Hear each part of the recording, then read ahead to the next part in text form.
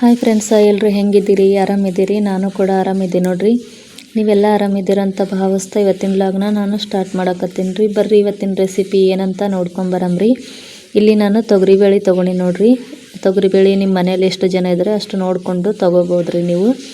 ನಾವಿಬ್ರಿ ಅಲ್ರಿ, ಹಾಗಾಗಿ ಅಷ್ಟೇ ತೊಗೊಂಡಿನಿ ರೀ. ಮತ್ತು ಇಲ್ಲಿ ಒಂದು ಪಾಲಕ್ ಸೊಪ್ಪನ್ನ ನಾನು ಕಟ್ ಮಾಡಿ ತೊಳೆದು ಇಟ್ಕೊಂಡು ನೋಡ್ರಿ ಫ್ರೆಂಡ್ಸ.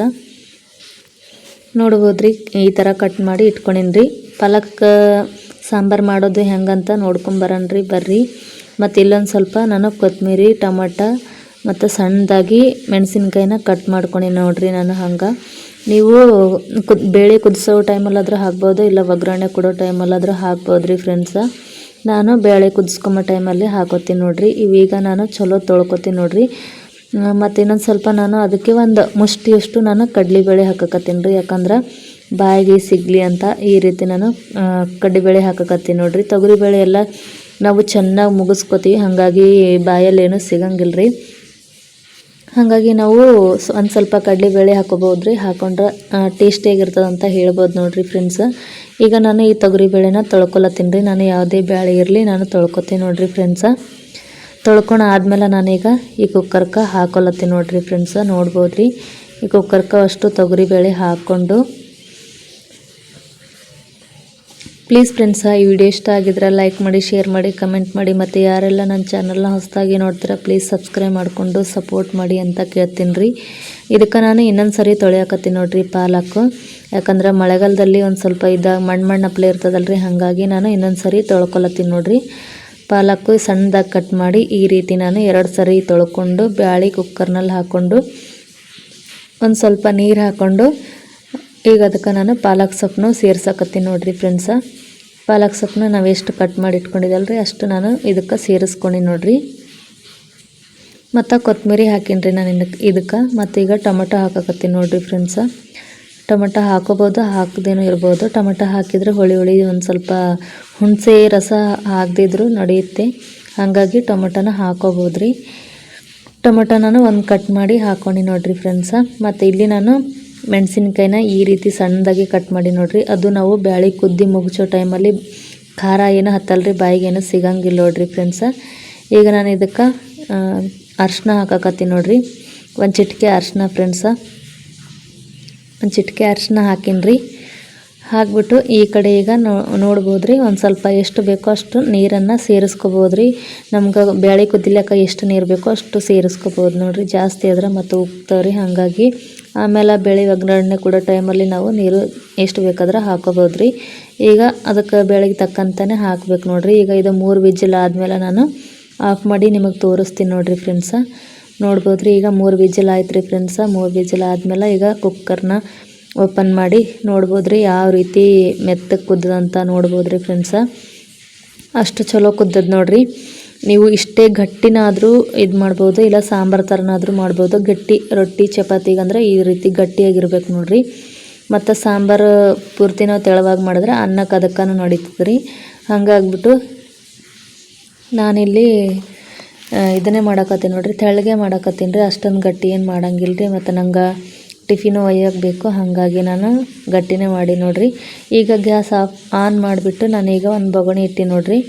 ಒಂದು ಚಿಕ್ಕ ಬೊಗಣಿ ಇಟ್ಟು ಈ ಕಡೆ ಅನ್ನಕ್ಕೆ ಇಟ್ಟು ನೋಡ್ರಿ ಫ್ರೆಂಡ್ಸ. ಈ ಕಡೆ ಅನ್ನಕ್ಕೆ ಕುದಿಯಕತ್ತದ್ರಿ, ಮತ್ತು ಈ ಕಡೆ ಬ್ಯಾಳಿನ ಒಗ್ಗರಣೆ ಕೊಟ್ಬಿಡ್ತೀನಿ ರೀ.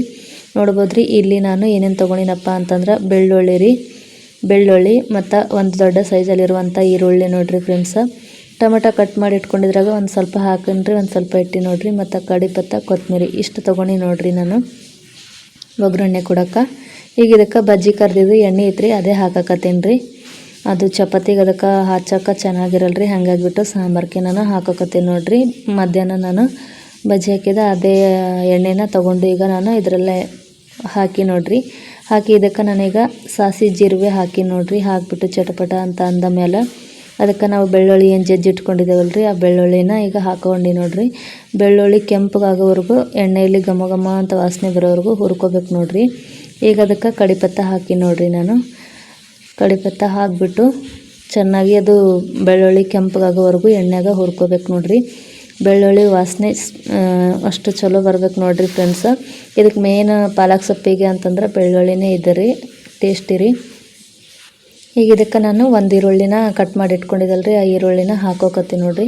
ಬೆಳ್ಳುಳ್ಳಿ ಕರಿಬೇವು ಅದು ಹಾಕಿದ್ಮೇಲೆ ಈಗ ನಾನು ಲಾಸ್ಟಿಗೆ ಈರುಳ್ಳಿ ಮತ್ತು ಒಂದು ಅರ್ಧ ಟೊಮೆಟೊ ಇಟ್ಟಿದ್ರೆ ಅರ್ಧಕ್ಕೂ ಕಮ್ಮಿ ರೀ, ಅರ್ಧ ಟೊಮೆಟೊ ಅದು ಇಷ್ಟು ಹಾಕಿಬಿಟ್ಟು ನಾನೀಗ ಹುರ್ಕೊಳತ್ತೀನಿ ನೋಡಿರಿ. ಸಣ್ಣ ಉರಿಯಲ್ಲಿಟ್ಟು ನಾನು ಹುರ್ಕೊಳತ್ತೀನಿ ನೋಡಿರಿ ಫ್ರೆಂಡ್ಸ. ವಿಡಿಯೋ ಎಷ್ಟು ಮಾಡ್ಬೇಕಂದ್ರೆ ಆಗಕತ್ತಿಲ್ಲ ರೀ, ಟೈಮು ಸಿಗಕತ್ತಿಲ್ಲ ಮತ್ತು ವಿಡಿಯೋ ಅಪ್ಲೋಡ್ ಮಾಡೋಕ್ಕೂ ಆಗಕತ್ತಿಲ್ಲ ರೀ. ಯಾಕಂದ್ರೆ ಇಲ್ಲಿ ಫುಲ್ಲು ನೆಟ್ವರ್ಕ್ ಪ್ರಾಬ್ಲಮ್ ರೀ ಫ್ರೆಂಡ್ಸ. ಒಂದು ಯೂಟ್ಯೂಬ್ ಚಾನಲ್ ನೋಡ್ಬೇಕಂದ್ರೂ ಓಪನೇ ಆಗಂಗಿಲ್ಲ ನೋಡಿರಿ. ಹಾಗಾಗಿ ವಿಡಿಯೋ ಮಾಡೋಕ್ಕೆ ಭಾಳಷ್ಟು ತೊಂದರೆ ಆಗ್ಲತ್ತದ ಅಂತ ಹೇಳ್ಬೋದು ರೀ. ಮತ್ತು ಈಗ ನಾನು ಕೊತ್ತಂಬರಿ ಹಾಕ್ಕೊಂಡು ನೋಡಿರಿ ಫ್ರೆಂಡ್ಸ್, ಸಣ್ಣದಾಗಿ ಕಟ್ ಮಾಡಿರುವಂಥ ಕೊತ್ತಂಬರಿನ ಹಾಕ್ಕೊಂಡು ನಾನೀಗ ಸಣ್ಣ ಉರಿಯಲ್ಲಿಟ್ಟು ಇವನ್ನ ಹುರ್ಕೋತೀನಿ ನೋಡಿರಿ ಫ್ರೆಂಡ್ಸ. ಈ ವಿಡಿಯೋ ಇಷ್ಟ ಆಗಿದ್ರೆ ಮತ್ತು ಈ ರೆಸಿಪಿ ಇಷ್ಟ ಆಗಿದ್ರೆ ನೀವು ಒಂದು ಸರ್ತಿ ಟ್ರೈ ಮಾಡಿ ಮತ್ತು ಹೆಂಗಾಗ್ಯದ ಅಂತ ಕಮೆಂಟಲ್ಲಿ ತಿಳಿಸ್ರಿ ಫ್ರೆಂಡ್ಸ. ಈಗ ನಾನು ಸಣ್ಣ ಉರಿಯಲ್ಲಿಟ್ಟು ಹುರ್ಕೊಳತ್ತೀನಿ ನೋಡಿರಿ. ಉಳ್ಳಾಗಡ್ಡಿ ಇವೆಲ್ಲನೂ ಚಲೋ ಇದಾಗೋವರೆಗೂ ನಾನು ಇದು ಮಾಡ್ಕೊತೀನಿ, ಹುರ್ಕೊತೀನಿ ರೀ.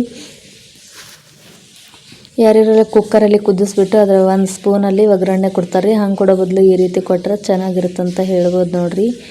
ಈಗ ನೋಡಿರಿ ಇದಕ್ಕೆ ನಾನು ಸಾಂಬಾರೇನು ಕುದಿಸಿಟ್ಟಿದ್ದಲ್ರಿ, ನಾನು ಅದನ್ನು ಬೇಳೆ ಕುದಿಸಿಟ್ಟಿದ್ದಲ್ರಿ ಅದು ಹಾಕೋತೀನಿ ನೋಡಿರಿ. ನಾನು ಇದಕ್ಕೆ ನೋಡ್ಬೋದು ರೀ ಯಾವ ರೀತಿ ಕಾಣತ್ತದ, ಎಷ್ಟು ಮಸ್ತಾಗಿ ಕಾಣತ್ತದಂತ.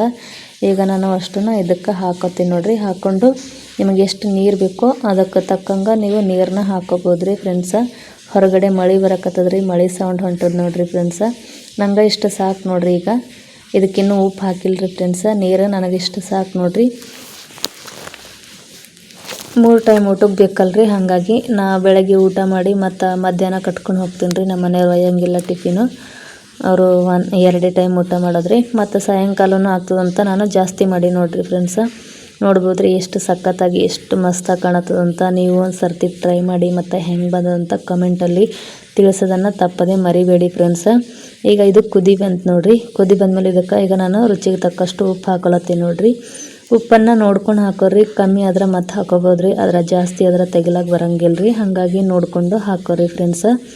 ಇದು ಸಣ್ಣ ಉರಿಯಲ್ಲಿಟ್ಟು ಒಂದು ಸ್ವಲ್ಪ ಕುದಿಸ್ಬೇಕು ರೀ, ಕುದಿಸಿದಷ್ಟು ಟೇಸ್ಟ್ ಚೆನ್ನಾಗಿ ಬರ್ತದೆ ರೀ. ಕುದಿಸ್ಬೇಕು ನೋಡಿರಿ ಫ್ರೆಂಡ್ಸ. ನೋಡ್ಬೋದು ರೀ ಯಾವ ರೀತಿ ಕಾಣುತ್ತದ, ಎಷ್ಟು ಮಸ್ತಾಗಿ ಬಂದ್ವಂತ.